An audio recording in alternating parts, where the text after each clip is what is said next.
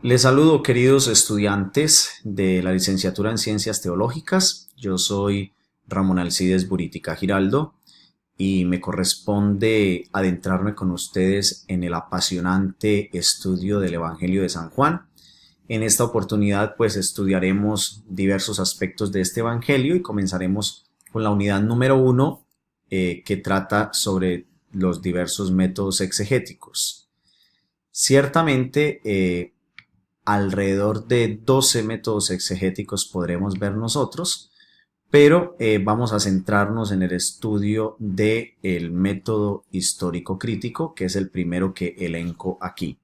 Así como el método histórico crítico, existen otros más, como el método narrativo, el análisis retórico, el análisis semiótico, el acercamiento sociológico, los acercamientos psicológicos y psicoanalíticos, el acercamiento liberacionista, el acercamiento feminista, el análisis semántico, análisis pragmático, lectura fundamentalista y, por último, el acercamiento canónico. Como he dicho anteriormente, pues vamos en este momento, en esta sesión, a profundizar en el método histórico crítico. Y tenemos que partir diciendo de que este método tiene dos principios fundamentales. El primero es que ciertamente es un método histórico, porque se aplica a textos antiguos, como es el caso de la Biblia, que es lo que estamos estudiando pues en este curso, y busca dilucidar los procesos históricos de su producción. El segundo principio es que es un método crítico y opera con la ayuda de criterios científicos. Ciertamente esto es importante y necesario. ¿Por qué? Porque estudia el texto de la Biblia desde un planteamiento pues bastante humano, haciendo crítica textual de la redacción, pero sin olvidar ciertamente de que la Biblia es un libro de fe escrito en un contexto de fe para hombres de fe y que ciertamente es escrito por un ser humano, un agiógrafo que ha sido inspirado por Dios para determinarlo a escribir todo aquello y solo aquello que Dios quería que se escribiera. Bien, cada método tiene ciertamente unos pasos o unas etapas. El método histórico crítico tiene alrededor de 4 etapas para poder llegar a, digamos, conclusiones teológicas sólidas y certeras partiendo del mismo texto para llegar a conclusiones de lo que nos habría querido transmitir el autor y Dios mismo a cada uno de nosotros. La primera etapa es la crítica textual. La crítica textual busca, digamos, mirar cada uno de los manuscritos que existen en torno a ese mismo texto de la palabra y escoger, digámoslo así, el texto más original. El exégeta tiene la misión de escoger el texto que realmente sea más original, porque el texto más original sería realmente el texto inspirado por Dios. Para eso existen en la actualidad las ediciones críticas de la palabra de Dios. Las ediciones críticas de la palabra de Dios nos manifiestan claramente que pues tiene dos partes. En primer lugar, tiene el texto mismo de la palabra, ¿verdad? Que es el que vemos nosotros aquí. Y en segundo lugar, pues tiene un aparato crítico que nos habla de otras versiones, de otras variantes que el exégeta podría o debería tener en cuenta, de tal manera que pueda hacer una opción por un determinado texto o para poder traducir correctamente y de esta manera pues entonces hacer una exégesis científica certera.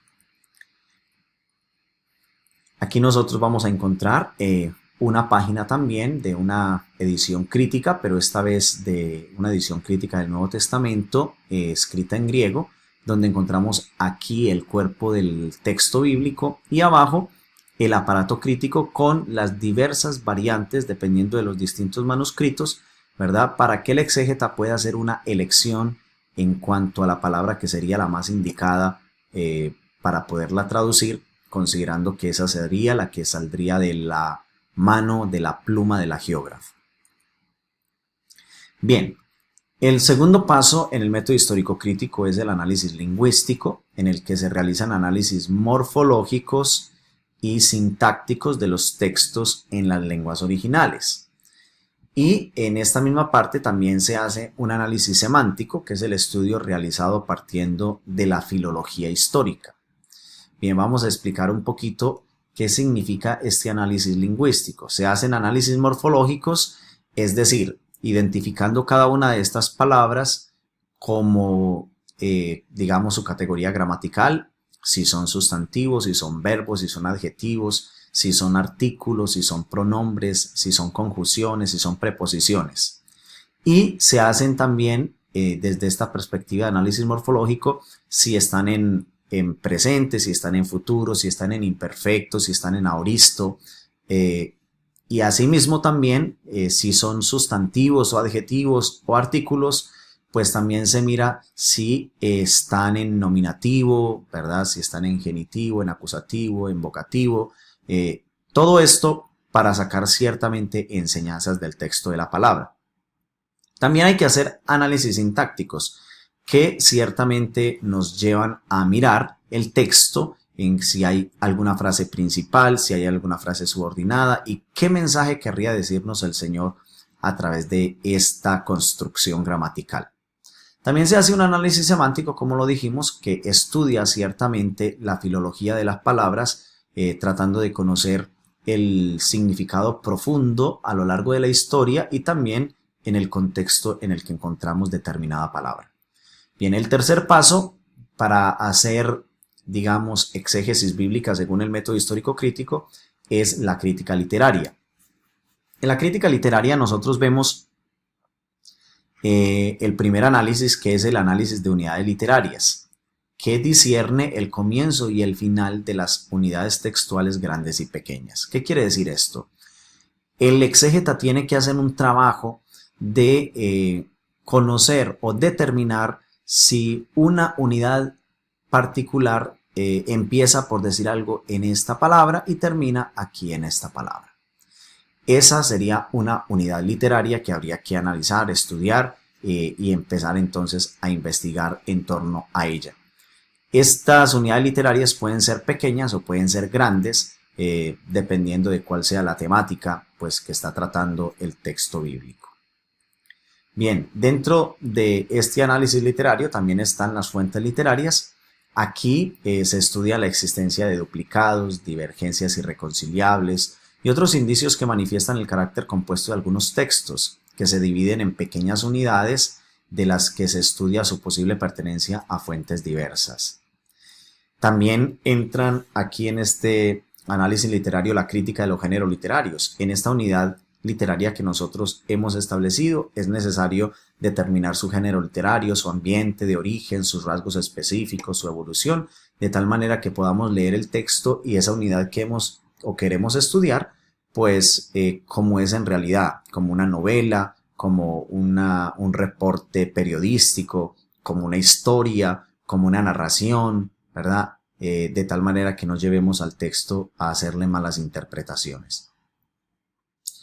También en esta parte, en este paso, en esta etapa del método de análisis literario encontramos la crítica de las formas, que es un esfuerzo por ir más atrás de los textos y fuentes literarias, es decir, ir a la etapa oral de la tradición y ir a ejemplificar y examinar las diversas formas o tipos de historias, declaraciones representadas en la historia y en la tradición oral.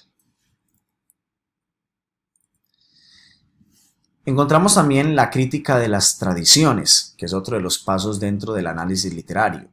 Aquí se sitúan los textos en las corrientes de la tradición, de los cuales se procura precisar la evolución en el curso de la historia.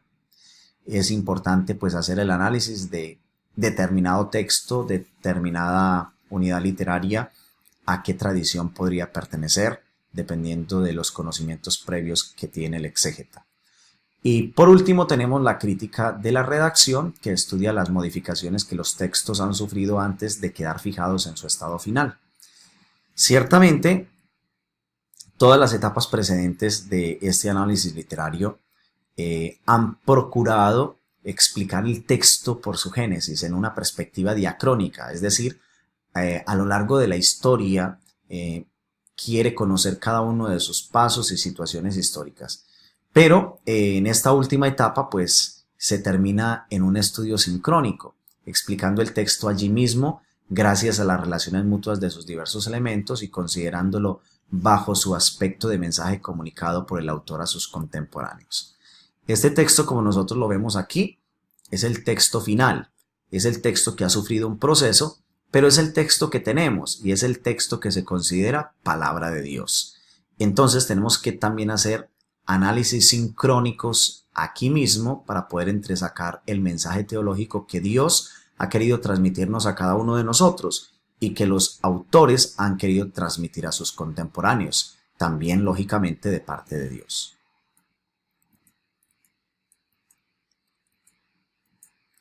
Por último tenemos el cuarto paso del método histórico crítico, que es la crítica histórica. Y este paso pues se aplica cuando los textos estudiados pertenecen a un género literario histórico o están en relación con acontecimientos de la historia. La crítica histórica completa la crítica literaria para precisar su alcance histórico en el sentido moderno de la expresión. Esto, como hemos visto, pues es, digamos, relativo, no se aplica a todos los textos, solamente a aquellos que tienen un género literario histórico o están relacionados con hechos históricos como tal. Bien, estos son los 4 pasos del método histórico crítico. Ahora vamos a ver la valoración del método histórico crítico. Y en primer lugar hay que decir que el uso clásico del método histórico crítico manifiesta sus límites, porque se restringe a la búsqueda del sentido del texto bíblico en las circunstancias históricas de su producción y no se interesa por las otras potencialidades de sentido. No le interesa, por ejemplo, el sentido espiritual que tiene también un texto bíblico como tal y lo mira solamente desde el plano humano.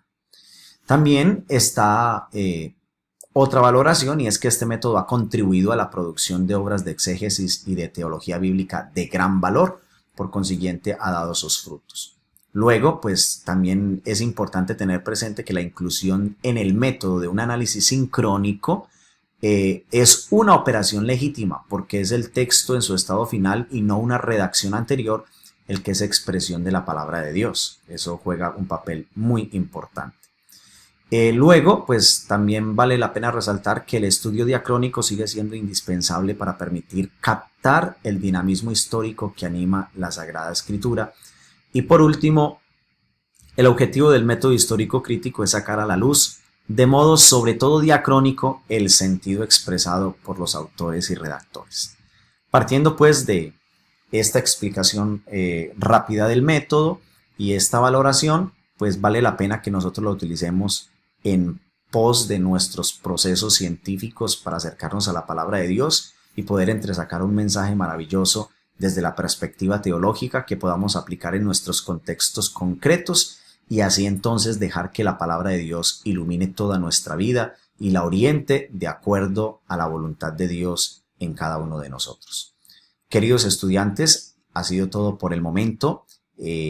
Esperamos pues que esta exposición haya sido de mucho provecho y que ciertamente nos sirva a nosotros para adentrarnos en la interpretación concreta de una unidad literaria partiendo de estos pasos que hemos explicado y ejemplificado. Que el Señor los guarde, que el Señor los proteja y que tengan una feliz jornada.